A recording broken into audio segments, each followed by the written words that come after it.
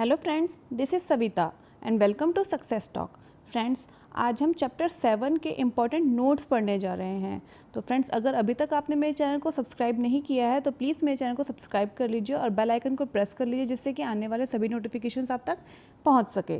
तो चलिए अब पढ़ना स्टार्ट करते हैं। अध्याय 7, अशोक एक अनोखा सम्राट जिसने युद्ध का त्याग किया। मौर्य काल। तो मौर्य काल का समय कब तक था? 322 बीसी से लेकर 185 बीसी तक का था। मौर्य साम्राज्य की स्थापना चंद्रगुप्त मौर्य द्वारा की गई थी, जो कि अशोक के दादा थे। चंद्रगुप्त ने अपने राजनीतिक गुरु चाणक्य या फिर कौटिल्य, दोनों एक ही इंसान के नाम है, की सहायता ली थी। चंद्रगुप्त मौर्य को यूनानी लेखकों ने सेंट्रोकोटस नाम से संबोधित किया था, यानी कि चंद्रगुप्त को सेंट्रोकोटस नाम से भी संबोधित किया जाता था। और किसने किया था? वो यूनान के जो लेखक थे उन्होंने उनको इस नाम से संबोधित किया था। सेल्यूकस निकेटस ने अपना राजदूत मेगस्थनीज चंद्रगुप्त के दरबार में भेजा था।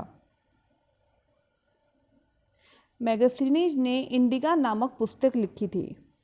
चंद्रगुप्त मौर्य के पश्चात जब उसका पुत्र बिंदुसार राजा बना तो यूनानी शासक एंटियोकस ने उसके दरबार में अपना राजदूत डायमेकस भेजा था। ये इंपॉर्टेंट है फ्रेंड्स, ये जो राजदूत वगैरह है ये एग्जाम में काफ़ी पूछ लेते हैं कि किसके दरबार में कौन सा राजदूत आया था। डायमेकस मेगस्थनीज के स्थान पर आया था। अशोक का शासनकाल 269 बीसी से लेकर 232 बीसी तक का था। अभिलेख जारी करने वाला भारत में पहला शासक था, राजा था, अशोक था वो, जिसने पहली बार भारत में अभिलेख जारी किए थे। अशोक ने अभिलेखों को सर्वप्रथम जेम्स प्रिंसिप द्वारा लिखा गया था, यानी कि अशोक के जो अभिलेख थे उनको सबसे पहले जेम्स प्रिंसिप नामक लेखक के द्वारा लिखा गया था।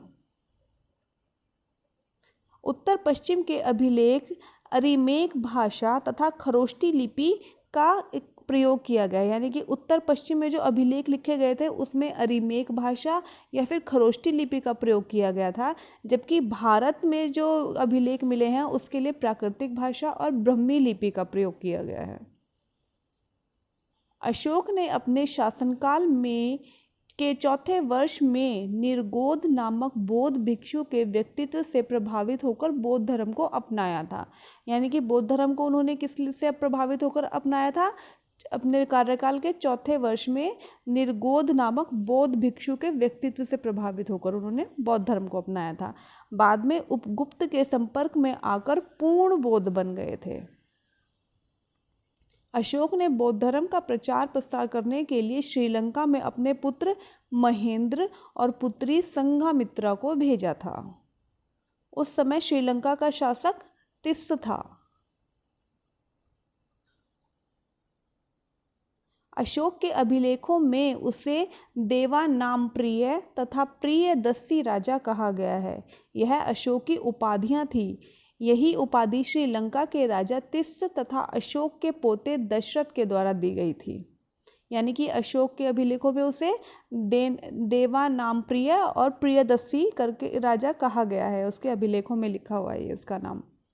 अशोक का वास्तविक नाम उसके निम्नलिखित अभिलेखों में, यानी कि अभिलेखों में उसका क्या क्या नाम लिखा गया है? जो कर्नाटक में अभिलेख मिले हैं उसमें उसे मास्की, नेत्तूर और उद्यगोलम कहा गया है, और जो मध्य प्रदेश में अभिलेख मिले हैं उसमें उसे गर्जरा कहा गया है। अशोक ने बौद्ध धर्म के प्रचार प्रसार के लिए धम्म महामात्य नाम अधिकारियों की नियुक्ति की थी। इन अधिकारियों का उल्लेख अशोक के 5वें तथा 12वें अभिलेख में मिलता है, यानी कि उसने धर्म का प्रचार प्रसार करने के लिए अधिकारियों की नियुक्ति की थी, जिनका नाम क्या था? धम्म महामात्य। एग्जाम में पूछ लेता है कई बार कि धम्म महामात्य क्या है।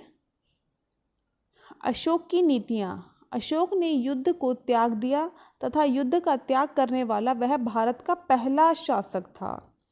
कलिंग युद्ध उसके शासनकाल के 8वें वर्ष यानी कि 261 बीसी में लड़ा गया था और उसका यह अंतिम युद्ध था, यानी कि अशोक का अंतिम युद्ध कौन सा था?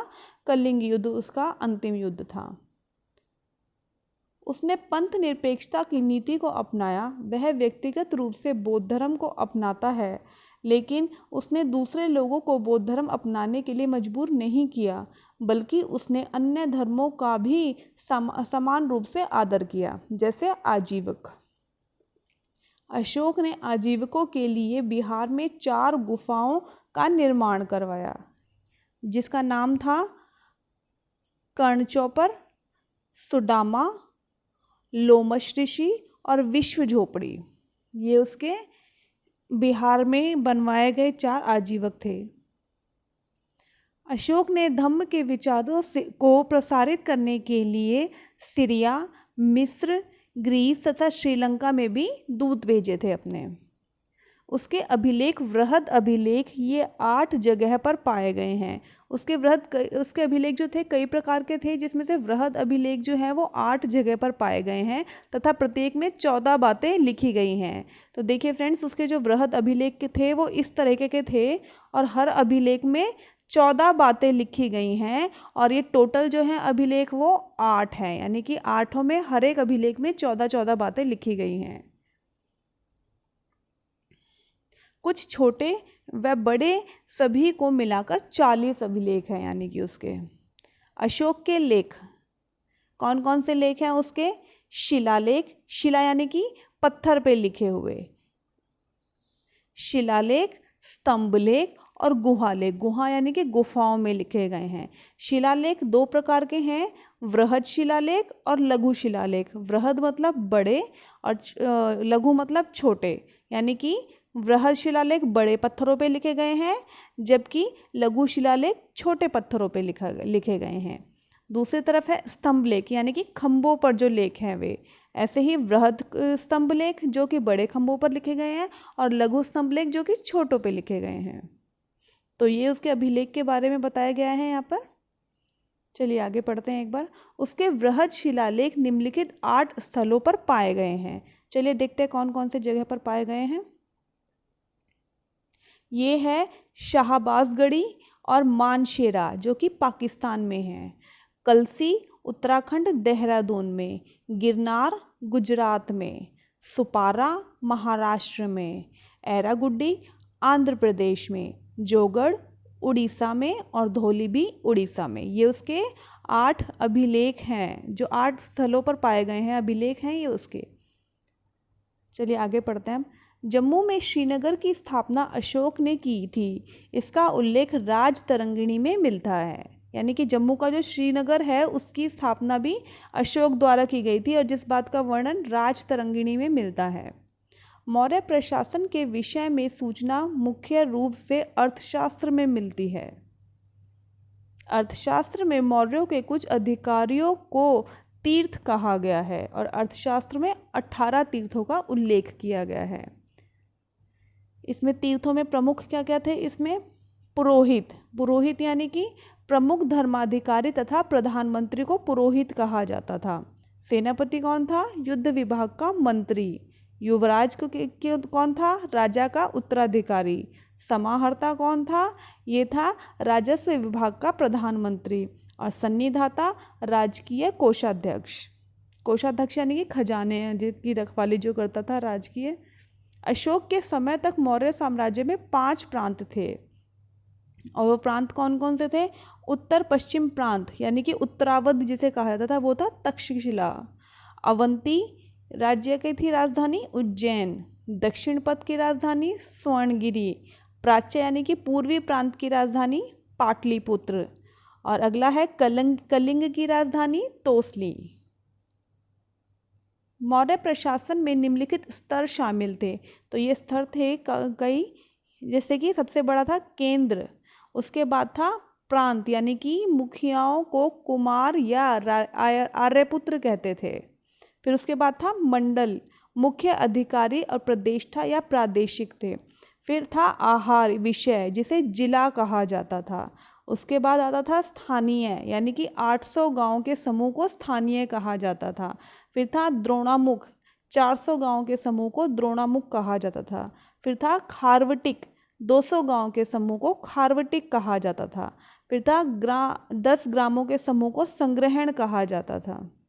उसके बाद ग्राम और फिर था खरवाटिक यानी कि 200 घरों के समूह को खरवाटिक कहा जाता था। तो ये अशोक के बारे में बताया गया था कि स्तरों में विभिन्न प्रकार के स्तर भी शामिल थे उसके शासनकाल में। अब चलिए एक बार महत्वपूर्ण डेट्स देख लेते हैं। ये है मौर्य साम्राज्य की शुरुआत 2300 साल पहले से हुई थी। तो ये चैप्टर हमारा यहाँ पे था फ्रेंड्स। चलिए हम एक बार मैप पे नज़र डाल लेते हैं जो हमें इस चैप्टर में दिया गया था मौर्य साम्राज्य के बारे में। देखिए ये जो ब्लैक पेन से लिखा है ये उस समय के महत्वपूर्ण नगर थे, और वो नगर कौन कौन से थे सबसे ज़्यादा इम्पोर्टेंट? तक्षशिला, पाटलिपुत्र और उज्जैन। ये 3 राजधानियाँ थी उस समय पर मौर्यों की। और ये जो रेड पेन से लिखा हुआ है ये अभिलेखों के प्राप्ति स्थल, यानी कि जहाँ जहाँ पर अभिलेख प्राप्त हुए हैं। ये देखिए लंपक, कंधार, मानसेरा,